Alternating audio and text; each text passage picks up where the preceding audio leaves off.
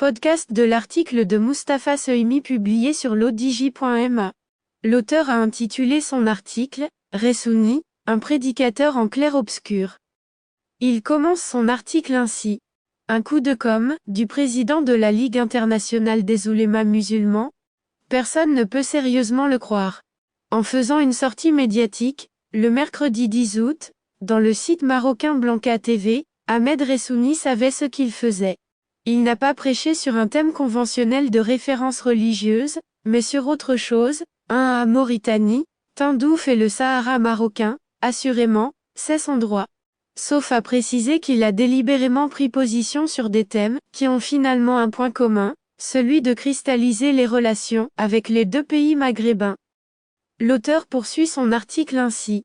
Pour ce qui est du voisin du Sud, ses propos sont abrupts. L'existence de ce pays limitrophe était une erreur, et d'ajouter que le Maroc doit retrouver la géographie qu'il avait avant la colonisation européenne, alors que la Mauritanie en était une partie intégrante.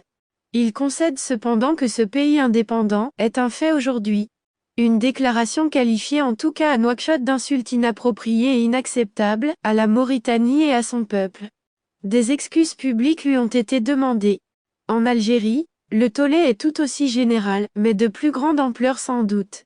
C'est qu'il a proposé au peuple marocain de marcher sur Tindouf, en précisant que les oulémas et prédicateurs marocains sont prêts à marcher sur Tindouf en Algérie, à condition que le roi fasse appel à eux. Pourquoi des seuls hommes de religion?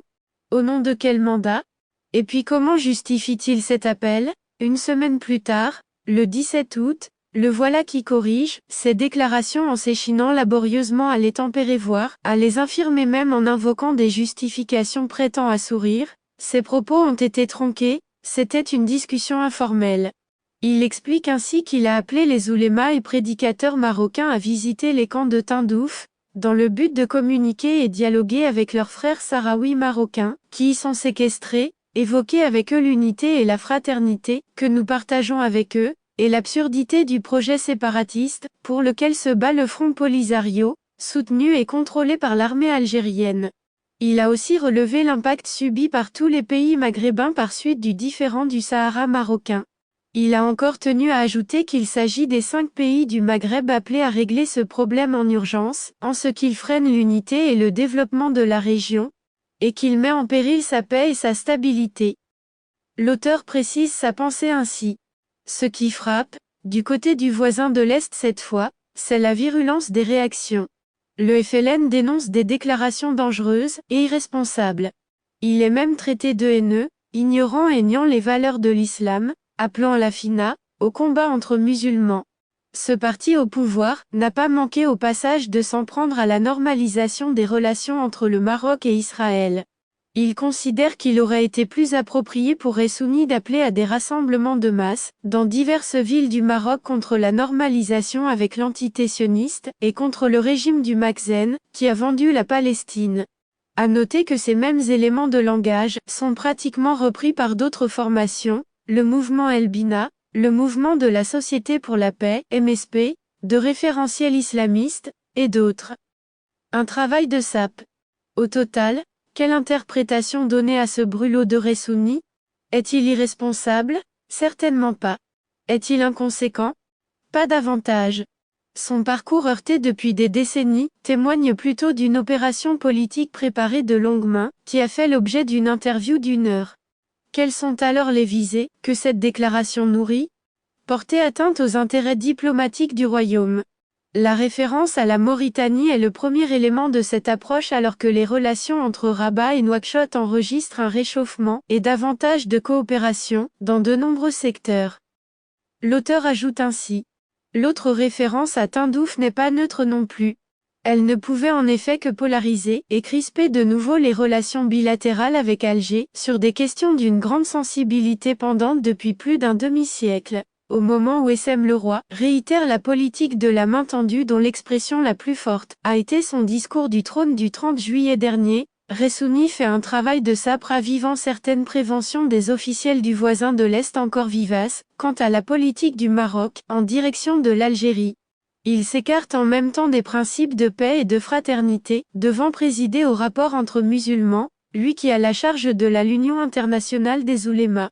Il se déshonore, et il serait bien inspiré de remettre son tablier à cette institution internationale, qu'il a désavouée. Cela porte un nom, la dignité et de l'éthique. Cela dit, la mouvance dont il a été un dirigeant historique ne cache pas un certain embarras. Il a en effet cofondé le mouvement Unicité et Réforme, MUR, qui est le socle idéologique du PJD, et ce de 1996 à 2003. Écarté par les frères, au lendemain des attentats de Casablanca, cette année-là, il s'exile volontairement en Arabie Saoudite puis au Qatar. Critique sur le statut de la commanderie des croyants, Imara al-Mouminin, il a ainsi défendu la séparation des pouvoirs politiques et religieux au Maroc. L'auteur conclut son article ainsi. Il a fallu une huitaine de jours à Abdalillah Ben-Kiran, responsable du PJD pour se distancier quelque peu, à minima pourrait-on dire, des déclarations de Ressouni qui ne reflètent pas les positions du PJD, a-t-il précisé dans une brève réaction aux médias qataris, basés à Londres. Dans le même temps, d'autres figures au sein de cette même formation, Abdelali Amiedine et Abdeselam Belaji, se sont déportés ailleurs en dénonçant la campagne médiatique algérienne contre Ressouni. Le PJD ne condamne pas en tout cas, il gère Ressouni mais aussi son quant à soi historique et idéologique. Rédigé par Mustapha Sehimi, élu par l'intelligence artificielle de l'ODJ Media. N'oubliez pas de télécharger notre application l'ODJ Mobile sur Android et iOS, et de vous abonner à notre chaîne YouTube l'ODJ TV, si vous souhaitez être au courant des dernières actualités, podcasts et émissions télévisées.